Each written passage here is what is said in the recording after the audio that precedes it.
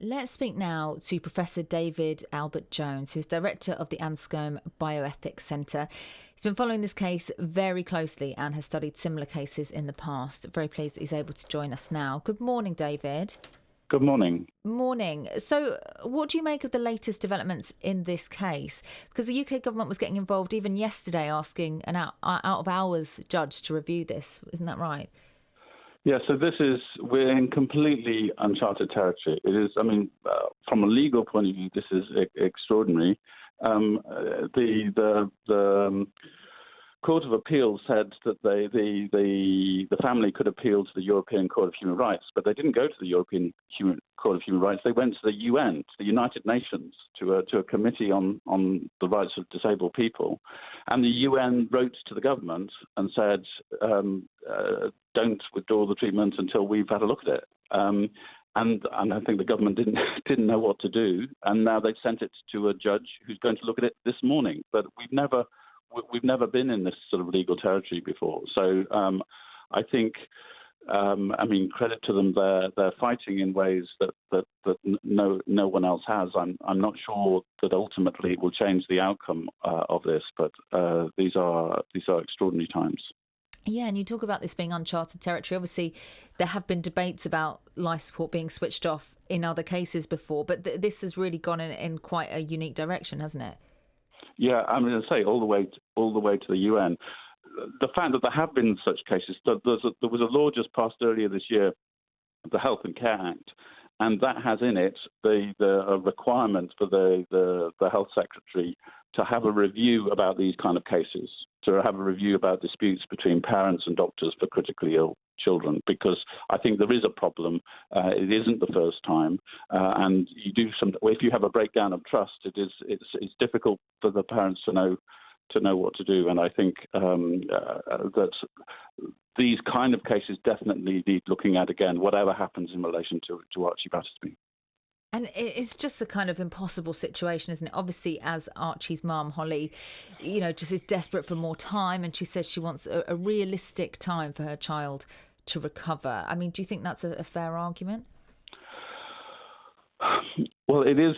It's really difficult because medicine. There's only so much medicine can do, and at a certain point,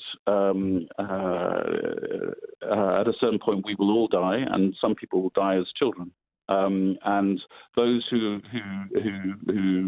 die young, you have to have a serious conversation at some point about is this the right kind of intrusive treatment?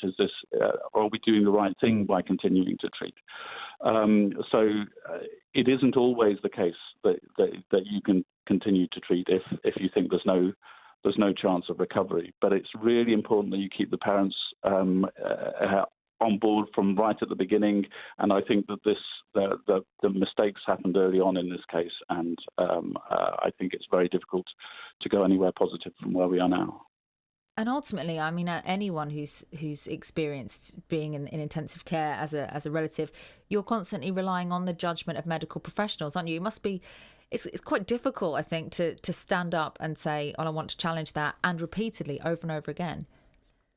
Yeah, and I think that in part is because, they've been told various things by doctors, and they were told at first that he was brainstem dead, but they were told he was probably brainstem dead, and they wanted to do this test, and the parents objected. But then when it came to it, they weren't able to do the test. And so it isn't the case that in law he's regarded as dead. They're looking at a best interest case a bit on the basis that he's still alive, but he's very, very ill. So they've already challenged things that the doctors have said, and the doctors have not. It hasn't always gone the doctor's way.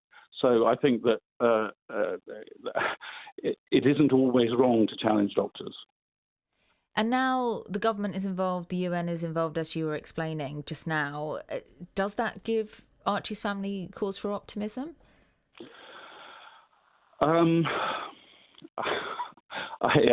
really surprised to be here. This case has had so many twists that I really don't know. I really don't know. So I'll be waiting, as with other people, for this, because the court it's gone all the way to the Supreme Court. It's been already been at the appeal court once. It's been in the High Court already twice. I would have thought that the legal options in the UK had been exhausted, but so I'm not sure how, if they wanted to give Archie time, I'm not sure how legally they would be able to do it.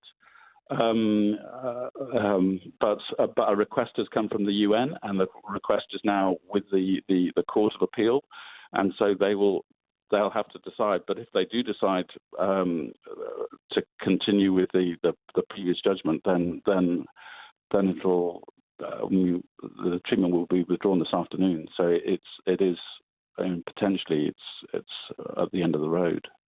And I know you were saying that there is a current discussion about the Health and Care Act and the Secretary of State's involvement in these kind of reviews. Do you think that this particular case will lead to any further reflection and conversation on how similar cases might be dealt with in the future?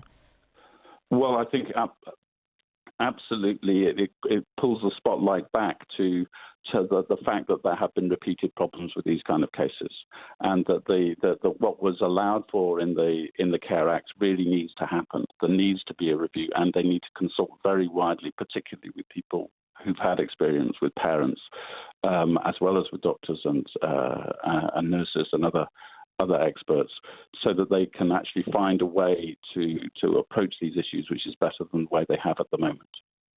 David, I really appreciate your time today. Thank you so much for coming on and speaking to us.